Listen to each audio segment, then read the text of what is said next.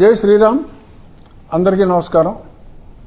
ఈరోజు శ్రీరామ భక్తులందరికీ శుభవార్త.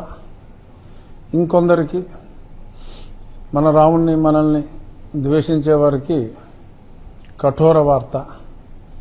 అదేమిటంటే మరి జడ శ్రావణ్ కుమార్ అనే ఒక మాజీ మ్యాజిస్ట్రేట్ లాయర్గా అవతారం ఎత్తిన తర్వాత చాలా దిక్కుమాలిన కేసులు వేస్తున్నాడు. మనల్ని అయితే పీడించు తింటున్నాడు. సరే, ఈరోజు ఆయన వేసిన ఒక పిల్ ఈ నెల 15వ తారీఖు ఆయన ఒక రిట్ వేయటం జరిగింది. ఆ రోజు నేను కూడా నా ఆర్గ్యుమెంట్స్ కూడా వినిపించడం జరిగింది. ఆయన ఎన్ని అబద్ధాలు చెప్పినా కోర్టులో ఎటువంటి స్టే గ్రాంట్ చేయలేదు. సరే, తర్వాత బయటకు వచ్చి స్టే వచ్చింది అని చెప్పి చాలా వ్యర్థ ప్రలాపనలో చాలా ఎక్కువగా ఆయన పేలటం జరిగింది. సరే, నేను ఆర్డర్ కాపీసు, ఆ వీడియోసు, ఆ కోర్ట్ ప్రొసీడింగ్ వీడియోస్ అన్నీ పెట్టి చాలామందికి అది తెలియజేయటం జరిగింది. ఆ తర్వాత ఇదిగో ఒక పిల్లుతో ఇంకొక పేరు, మరొక క్రిస్టియన్ వనిత పేరుతో మరొక పిల్లు వేయటం జరిగింది. ఆ పిల్లి ఇవాళ హైకోర్టు ప్రధాన న్యాయమూర్తి మొన్ననే ఛార్జ్ తీసుకున్న శ్రీమతి గిల్ గారి కోర్టుకి వచ్చింది. చాలా స్పష్టంగా చాలా ప్రశ్నలు వేసి ఎన్ని అబద్ధాలు ఆడాడంటే ఆ మాజీ మేజిస్ట్రేటు చెప్పడానికి వీల్లేదు. అనుమతులన్నీ తీసుకుని మనం అక్కడ మరి ఆ శిథిలావస్థలో ఉన్న ఆ ప్రాంగణాన్ని శుభ్రం చేసిన తర్వాత ఎటువంటి అనుమతులు లేకుండా ఇవన్నీ చేశారు అని చెప్పి అసలు ఒక న్యాయవాదిగా ఉండి అన్ని అబద్ధాలు ఆడటం అనేది అది ఒక్క జడకే సాధ్యమేమో. ఎందుకంటే కటిక అబద్ధాలు అంటారు చూసారా మనం, అలాగా కటిక అబద్ధాలు ఇష్టం వచ్చినట్టు ఆడేశాడు. ఏదేమైనా అది అతని సంస్కారం. నువ్వు ఆల్రెడీ ఒక రిట్ వేయటం జరిగింది, మళ్ళీ ఇది అనుమతి ఇవ్వటం అనేది సాధ్యం కాదు. అందుచేత డిస్మిస్ అని పేర్కోవటం జరిగింది. యువర్ లార్డ్షిప్ డిస్మిస్ కాదు, డిస్పోజ్ అని చెప్పి అనండి అని చెప్పి ఆయన బ్రతిమాలుకోవటం జరిగింది. బహుశా మరి డిస్మిస్ అంటారా, డిస్పోజ్ అంటారా, ఏదైనా ఒకటే.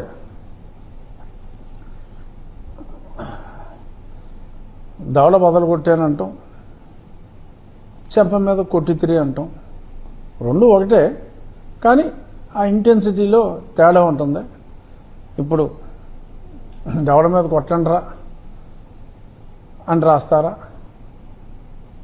చెంప మీద కొట్టితిరి అని రాస్తారా అనేదే పాయింట్. ఏదేమైనా కుక్క కాటుకి చెప్పు దెబ్బ మాదిరిగా మరి ఈరోజు జడా శ్రావణ్ గారికి ఆ పిటిషన్ జయంతి అని ఒక క్రిస్టియన్ వనిత, ఆఫ్కోర్స్ సర్టిఫికెట్ ఏమో మరి ఎస్సీ అనే ఉండుండొచ్చు, బట్ వారి మామగారు వారి అత్తగారు వారి సమాధుల్లో నిద్రించి ఉన్నారు.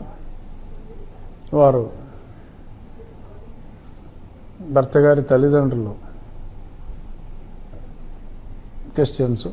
వీరు కూడా రెగ్యులర్గా అదే పెద్దపేటలో వారి భర్తతో కలిసి చర్చికి రెగ్యులర్గా వెళ్తారట.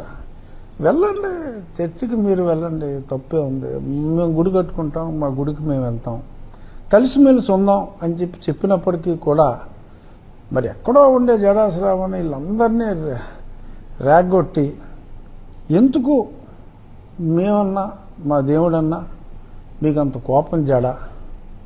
నీలికుమారా, ఇంకో ముగ్గురు లోకల్ వాళ్ళందరూ బాగానే ఉన్నారు. ఎవరో ఒకళ్ళిద్దరిని రెచ్చగొట్టడం, ఎందుకంటే లోకల్ వాళ్ళ పేరు మీద వేయాలి కాబట్టి ఖర్చులన్నీ మేము చూసుకుంటాం అని చెప్పి వీళ్ళని రెచ్చగొట్టి ఈ పిల్స్ వేయటం, ఈ రిట్లు వేయటం ఇలా చేస్తున్నారు. మరి నీల్ కుమార్లు ఇంకా శాంతించలేదు. ఏవో చేస్తారు. ఏం చేసినప్పటికీ మన దేశంలో, మన భారతదేశంలో, మన శ్రీరాముడు నడయాడిన ఈ భూమిలో, సరే మనం సెక్యులరిజం పాటిస్తున్నాం, మంచిది. కానీ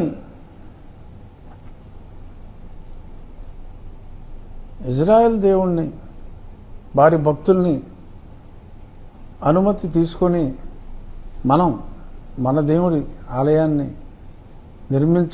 నిర్మించుకోవాలి అని వారు అనుకోవటం, ఎక్కడ చరిత్రలో ఒకరోజు నంది బొమ్మగా వచ్చి నిమజ్జనం కాబడే గొంతెనమ్మ అనే కాన్సెప్ట్ని గొంతెనమ్మ టెంపుల్ అని చెప్పి నోటికొచ్చినట్టు ఈ అన్యమతస్థుడు మాట్లాడేయటం ఇతర మతస్థులతో. మరి ఒకసారి క్రిస్టియానిటీ తీసుకున్న తర్వాత పోనీ గొంతెనమ్మ కాన్సెప్ట్ కూడా ఉండదు. ఎందుకంటే అసలు విగ్రహారాధనే క్రైస్తవ మతానికి వ్యతిరేకం. మరి నో ఐడిల్ వర్షిప్ అనే క్రైస్తవంలోకి వెళ్ళి, నో కులం అనే క్రైస్తవంలోకి వెళ్ళి, మేము గొంతెనమ్మ గుడి కావాలో లేదంటే రాముడి గుడి వద్దో ఇటువంటి నినాదాలు చేస్తూ మరి ఈ రకంగా దేవాలయం పునర్నిర్మాణం, ఎప్పటి నుంచో అక్కడ దేవాలయం ఉంది, అయ్యేమీ చెప్పకుండా ఏదో రచ్చబండ used to be there madam అని ఏదో రకరకాలుగా మాట్లాడి మాయ మాటలు చెప్పే ప్రయత్నాలు. సరే ఇంకెన్నాళ్ళు చేస్తారో, ఎన్నాళ్ళు చేసిన జడ పంజరదమ్మ. మేమందరం ఉన్నాం, కోట్లాది రామభక్తులు ఉన్నాం. కోట్లాది దేశంలో కోట్లాది రామభక్తులు ఉన్నాం అన్న పదాన్ని మరల మరల మరల మరల అండర్లైన్ చేసి చెప్తూ, ఎప్పటికైనా ఒకరోజు ఆలస్యమైన విజయం శ్రీరాముని భక్తులకే ఉంటుంది. ఈ శ్రీరాముడు నడయాడిన ఈ నేలలో మా రామాలయం నిర్మించుకోవటానికి అన్యమతస్థులు ఇబ్బందులు క్రియేట్ చేసినప్పటికీ కూడా ఎటువంటి అడ్డంకులు రావు.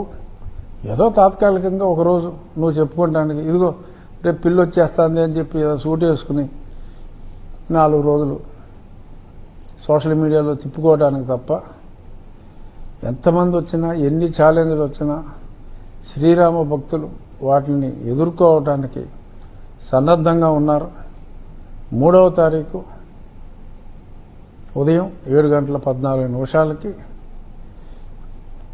పని ప్రారంభిద్దాం. 7 నెలల కాలంలోనే పూర్తయ్యే విధంగా పరిశ్రమిద్దాం. రాబోయే శ్రీరామనవమి వేడుకలు ఘనంగా ఆకివీడిలో జరుపుకుందాం.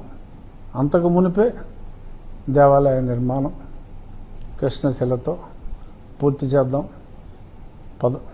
3వ తారీఖు ఉదయం వీలు చూసుకొని రాగలిగిన వాళ్ళు రావాలి అని చెప్పి మనస్ఫూర్తిగా కోరుకుంటూ జై Sriram.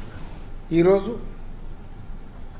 Senior advocate YV Ravi Prasad గారు, ఆయన 18 సంవత్సరాల పాటు టిటిడికి కూడా ఆయన న్యాయవాదిగా ఎనలేని సేవలు అందించారు. స్వతహాగా శ్రీరామ భక్తులు.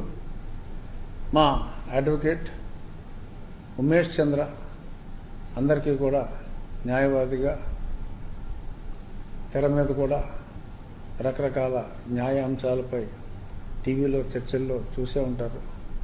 ఉమేష్ చంద్ర, సీనియర్ రవిప్రసాద్ గారు కలిసి చాలా చక్కటి వాదనలు వినిపించి జడగారి